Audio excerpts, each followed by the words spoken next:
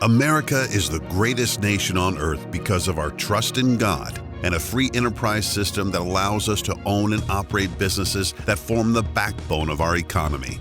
Small Business Journal explores how small businesses stay vibrant, relevant, and profitable through the ups, downs, and crazy surprises that entrepreneurship always provides. And now, here is your host, serial entrepreneur and small business champion, Burnell Taylor. In our liberal and open-minded world, we as business owners often have to kind of walk a tightrope between being politically correct and kind to everyone, and also making sure that we're maintaining our standards in our business and, protecting the culture that we own.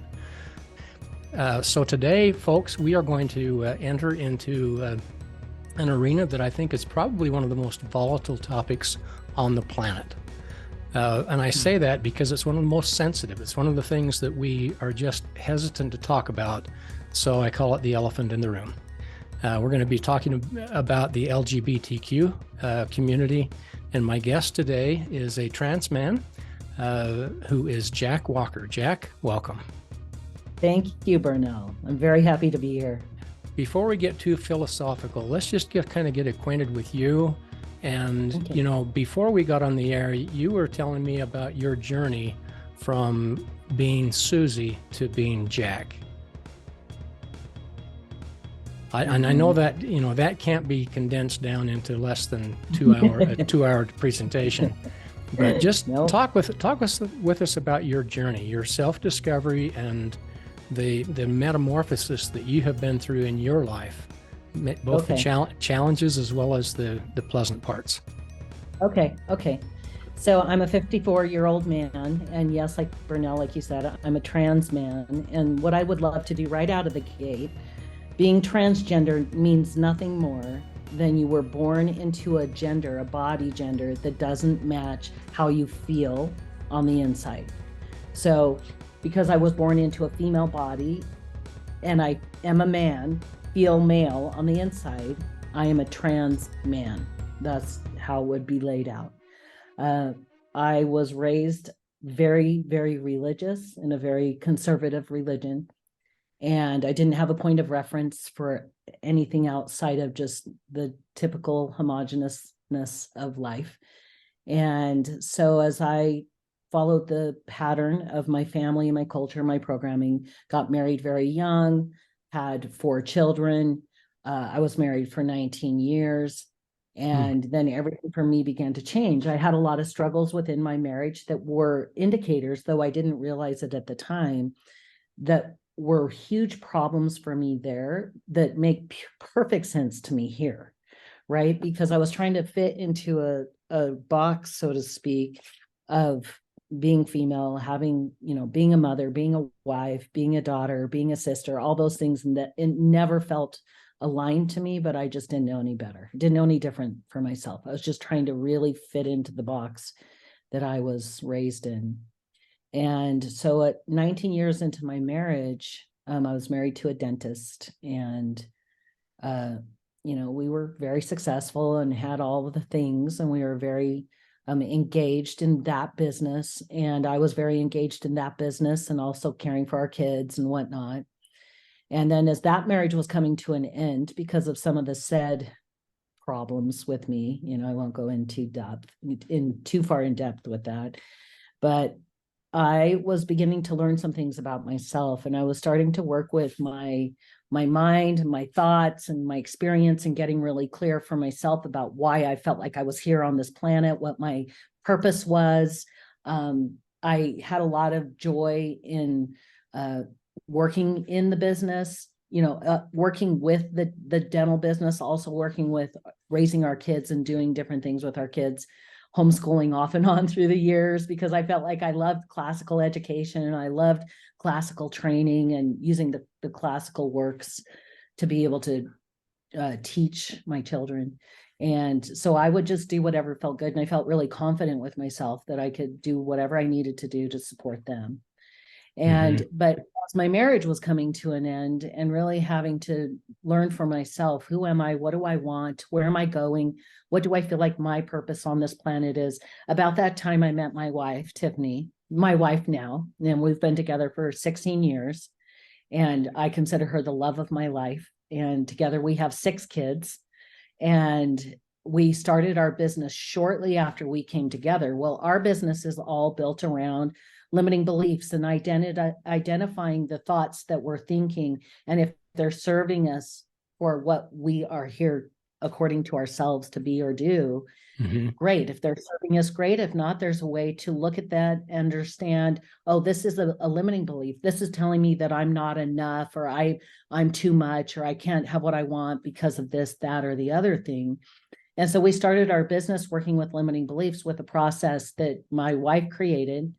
And we have a very successful life coaching and spiritual healing business because of that. And that's what we've been doing. We've been in business as life coaches, and my wife is a spiritual healer as well. And it was that journey that also helped me come to the truth of me. And the truth of me, what that means for me is what feels aligned, what feels natural, what feels like my highest expression on this planet. And I had to learn how to trust my own answers in all the different ways, in what felt right to me, what was right for our business, what was right, in the raising or working with our kids and whatnot. And having 6 kids, you have a lot of experience as you go through when you're raising those kids, and they're all individuals. So I was able to just keep doing work on my own limiting beliefs and perceptions, and going by the fact that our thoughts create our feelings, right? When we have a thought, it creates a chemical reaction that we call a feeling. That feeling creates an action, and that action creates the behavior. And then there's a result of the behavior. And then we're going to have more thoughts. So that's our model. Like, that's the thought model that we base our work off of. And as I started working with myself and just becoming more clear, doing the research, and as I started to understand why I felt the way I did. So a little bit of background about me. Right after I got married, traveled to Alaska with my then husband. We lived in a tent for 3 months. We worked at a fish cannery. We were always biking and hiking and camping. And really looking back, he and I were comrades. We were matched in that way. We were a pretty good team. But boy, there were parts of me that were really a mess, that I didn't know why I felt the way I felt. I couldn't understand it, didn't know what was going on, really struggled in the world of intimacy and whatnot. But I just kept thinking something was wrong with me and that I needed to somehow fix myself. And so then once I met my wife, so that was 19 years into my marriage, and my marriage was already coming undone at that point. We were moving apart. And so that moved itself over. And then when I met my wife, and we were together we've been together since 2000, whatever 16 years ago was. Here we are.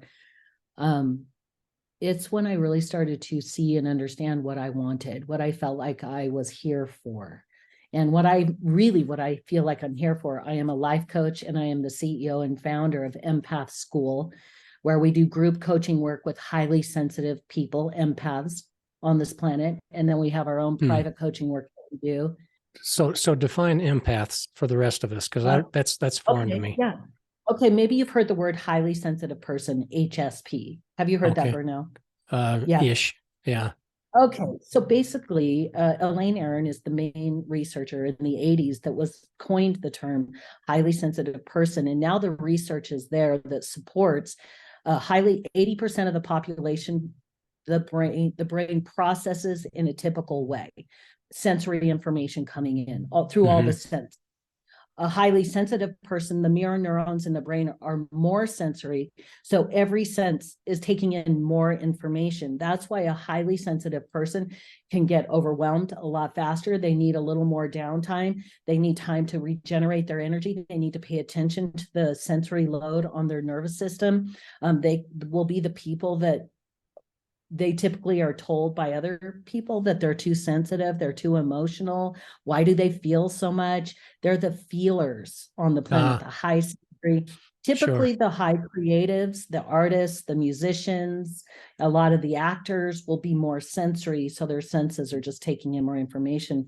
Well, along with that comes a lot of nervous system issues and a lot of diagnoses that could end up being misdiagnosed rather than, oh, you just have a very sensory system. So on this journey, I transitioned. So all that means is once I identified, it took me 2 years to fully make the decision that I would transition my gender. For me, what transitioning my gender means is that I started on testosterone therapy. I work very closely with a doctor. I go in every 6 months and have all of my blood work done.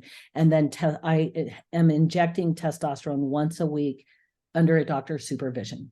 So basically, and then I had top surgery. So I had my breasts removed to match, so my body matched better. And because of testosterone, grew facial hair. Yes, my voice still sounds a little higher.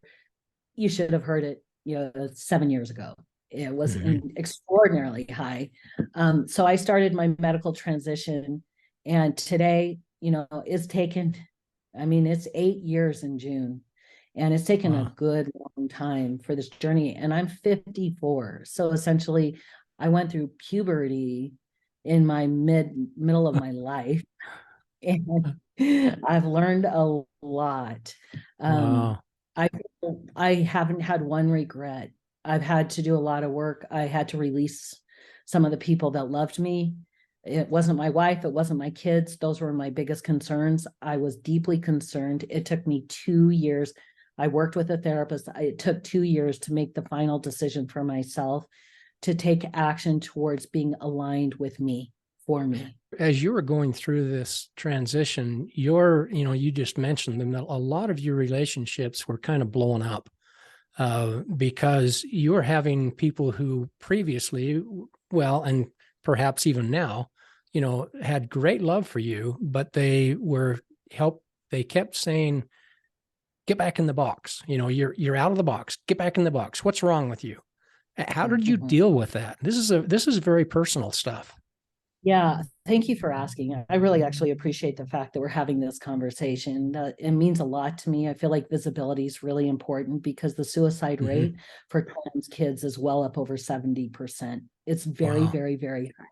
So that's why I feel called to be transparent. And that's why I appreciate you, Brunel. So how I handled that, honestly, the way that I handled that is that I was able to do my own work of what it meant about me. If someone felt that way, of the negative story of what it felt like it meant about me.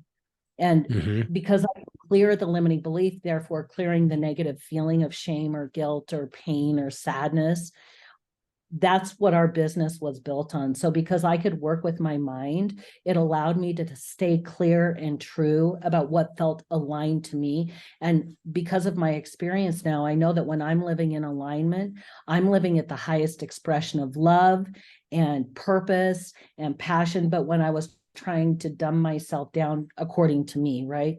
When I was trying to push myself down into the box, I had to live inside a shell that didn't match. So I never could fully express myself. I always had to be half or pulling back. And the relationships that I lost largely were my family of origin, and largely, in my estimation, because of our differing beliefs, our religious beliefs. So your family was, I will use the term Christian because that's appropriate. So your family was highly Christian, and they were looking at the Bible and the teachings of Christ, and they're saying, this is the way we should be. And, you're outside of that line, and therefore you're no longer accepted. Did that actually happen? Or was it more, we still love you, let's keep working together? No, that actually happened in certain cases with certain people from the family that essentially said, I can no longer have anything to do with you. And ultimately my stance was, well, my door's open. So when you are willing, and if we can talk this through, my mother found her way through. She found her way through. It was very difficult. She was one of the people outside of my wife and kids that I was absolutely the most concerned about and had the most compassion for and love and respect, because she gave me birth, she gave me life, she brought me into this world. And it was very hard on her for sure. She and I had to really work through a lot of things to get back on the same page. She just passed this last December. She was 91, and we had a really amazing, beautiful connection experience right before she passed. That it was super meaningful, and it just felt like we were just okay. We're just okay, and everything's okay between her and I, which was really important to me at that point. With some of my siblings, because I also was raised in a similar religion, I understood where they were coming from, which I still do. I understand the teachings that they're basing their approach on. Some of them have come through, and I've been able to reestablish some connection with some not. But it's okay. I feel like I can understand where they're coming from, and I also know that I just had to really lean in and do what I felt was right for me, as I know they're doing for them. Sure. So, Jack, Yeah. we are at what I think is the very core of this discussion. Maybe you would think otherwise, but is it possible? And you and I, when you and I first met, I'm a little embarrassed at my response, because you're the first person. You called yourself a trans man. I'd heard that term before, but you're the first person I ever met, and I'm a little ashamed of my approach.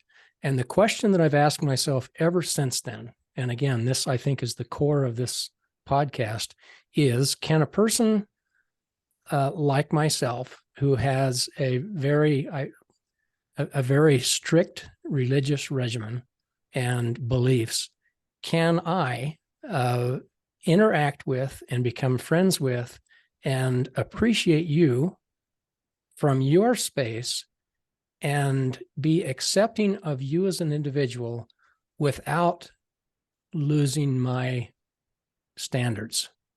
And I've learned through our discussion, Jack, that the answer is yes.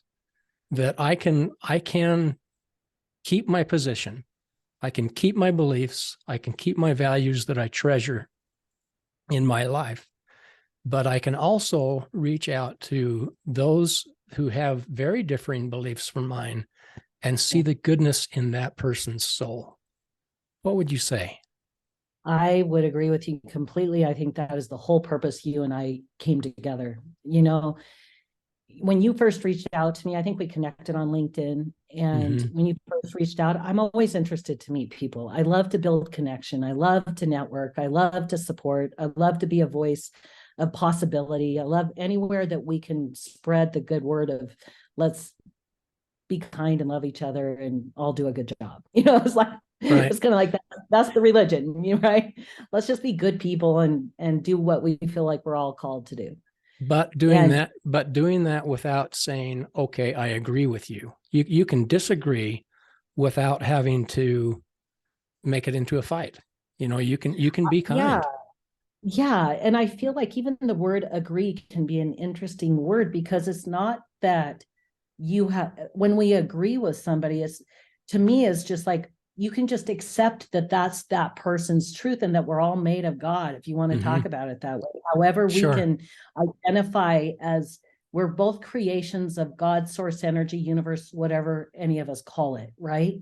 We're all made of the same stuff, but that's what creates war and horror on this planet, is that we focus on the differences and why it's wrong or bad, and we vilify and point our fingers at other people saying you're wrong and you're bad. And I could be doing the same thing you're doing, both directions, right? And it serves nothing. It does nothing but tear people down. Yep. And while we're very different, and you're not a trans man, and I am, and it doesn't mean anything other than this is me and that's you. And it's the same if it were skin color, or it were gender, or it were religious beliefs. We're all unique, and we're all but we're also very connected. And Burnell, I loved when we came together. You had the experience. I feel I am really grateful to you that you just leaned right back in, because it was a little touch and go at first, right? I mean, like I said, I'm a trans man, and I could feel your energy I'm a highly sensitive person. I could feel your energy kind of pull back, like, oh, I don't know what this is. And then I think you said, well, I don't know what you said, but you said something that felt like, oh, this isn't going to work for us to have this conversation. You leaned back through and said, hey, at first it was like, no, I don't think it'd be a good fit for the podcast, because it was all about, are we going to do this podcast thing? And then you said, I don't think it's, but you were so transparent and so willing to be seen and be vulnerable about how you felt about this whole thing and about me and about the experience. And you and I jumped on another call and had a great clarifying conversation so we could really understand each other. Sure. And then, what I loved the most, when you said to me that at first you were kind of coming at the angle, when we kind of leaned back in, both of us from our own respective places, saying, maybe this will work. And it was your podcast. So I was always deferring to ultimately what you wanted, because this is your show. And you said, I'm really thinking that we could do this. And maybe we could come from the angle of just talking about our differences and being okay with that. And yeah, sure, we have plenty of differences.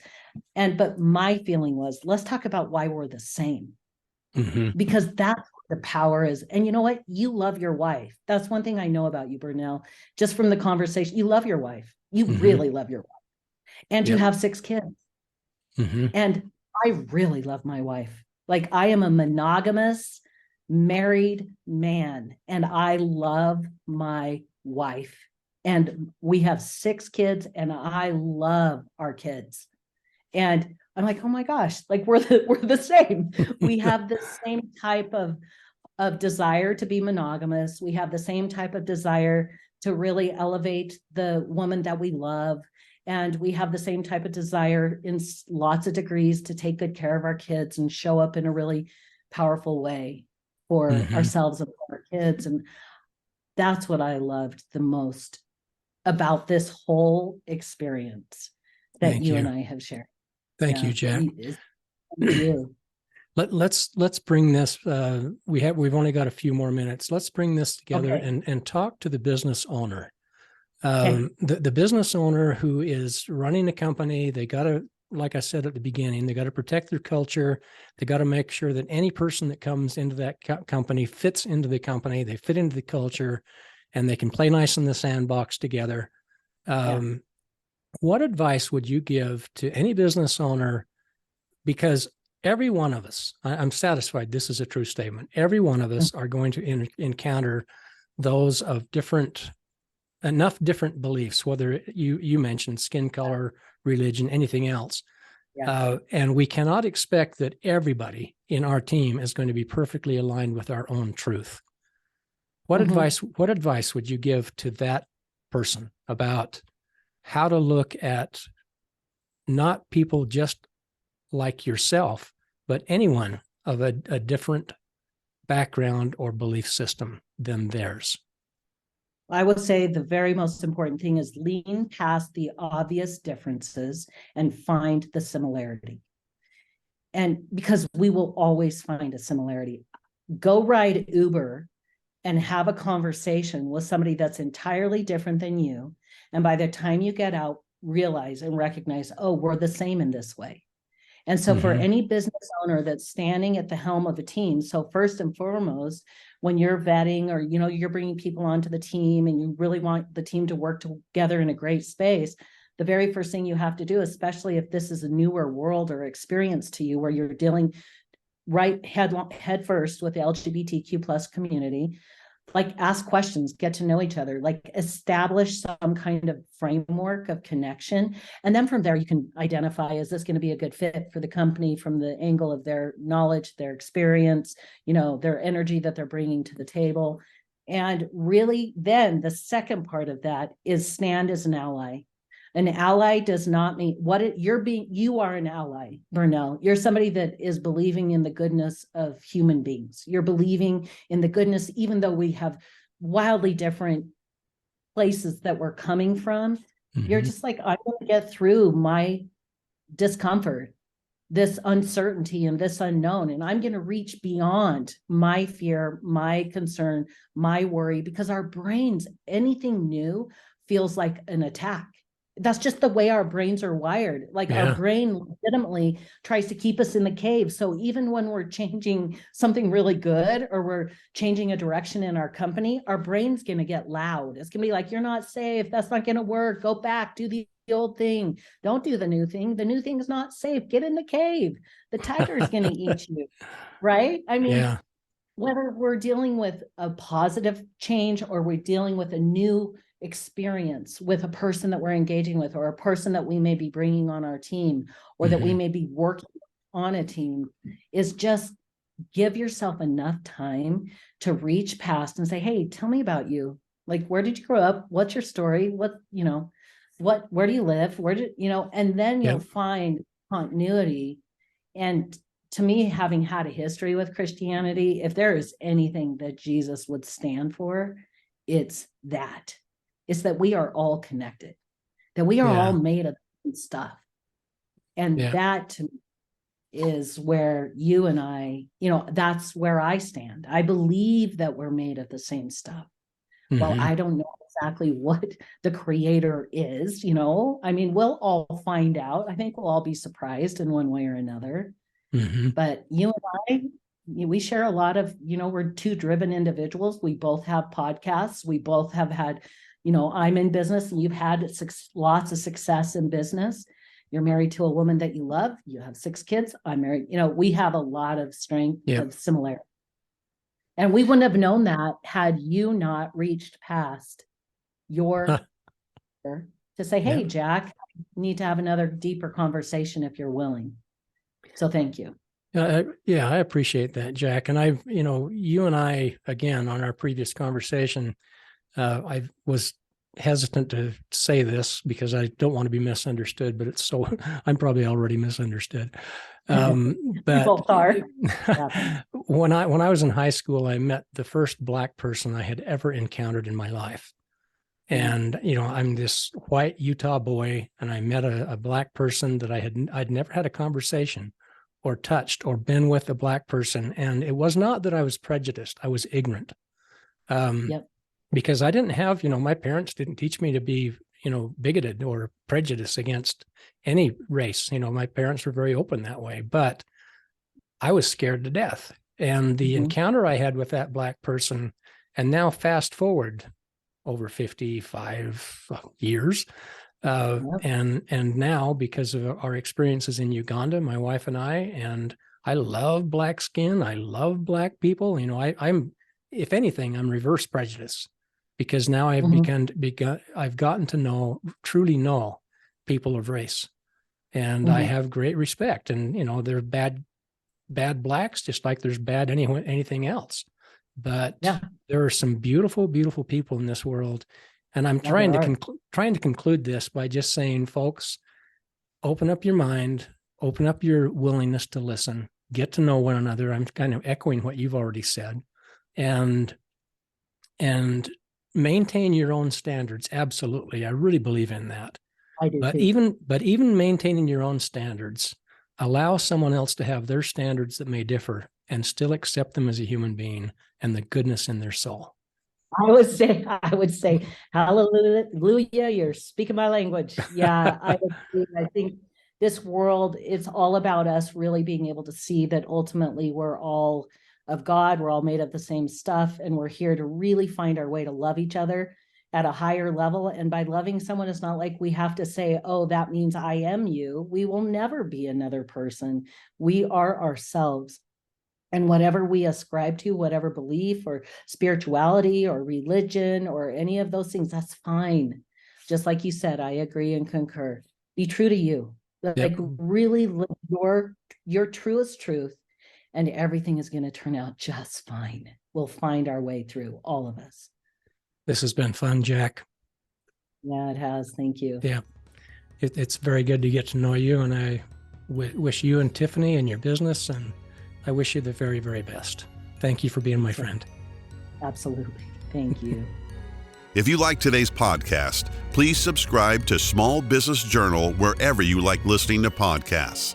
Until next time, defy gravity, shoot for the moon, and thank God for the freedom to run your own business in the greatest nation on earth.